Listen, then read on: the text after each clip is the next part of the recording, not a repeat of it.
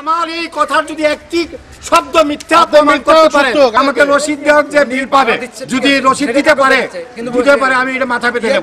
1991 সালের বাড়ি ভাড়া আইনে ক্ষতিগ্রস্ত ভাড়াটেদের আদালতের শরণাপন্ন হওয়ার বিধান আছে, আর সেটা জেনেই ভাড়া বাড়ানোর প্রতিবাদে আদালতের দ্বারস্থ হন মধুবাগের ভাড়াটিয়া শহীদ সিরাজি।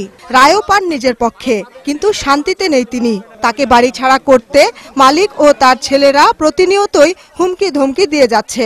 বলে যে কোনো কথা বলা যাবে না, যদি সমর্থ থাকে থাকো, নতুবা চলে যাও। শেষ পর্যন্ত আমি আদালতে গেছি, তারা চতুর্দিক দিয়ে আমার বিরুদ্ধে পয়সা দিয়ে লোক লাগিয়ে রাখছে। আমি এবং আমার ফ্যামিলি অত্যন্ত উৎকণ্ঠার মধ্যে আছি। ভাড়াটে হিসেবে নিজের অধিকার রক্ষার চেষ্টা করছেন শহীদ সিরাজি, কিন্তু ঝামেলা এড়াতে শতকরা 95% ভাড়াটে আইনি লড়াই এড়িয়ে যান।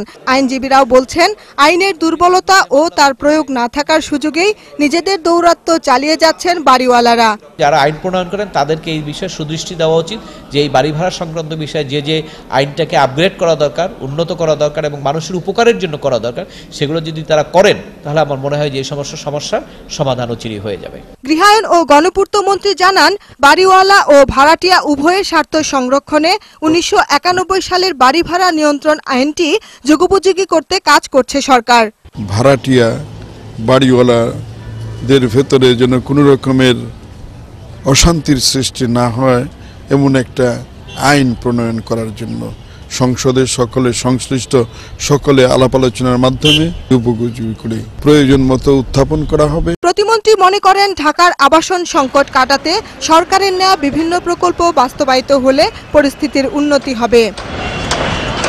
শাহনাজ পারভীন, বৈশাখী নিউজ, ঢাকা।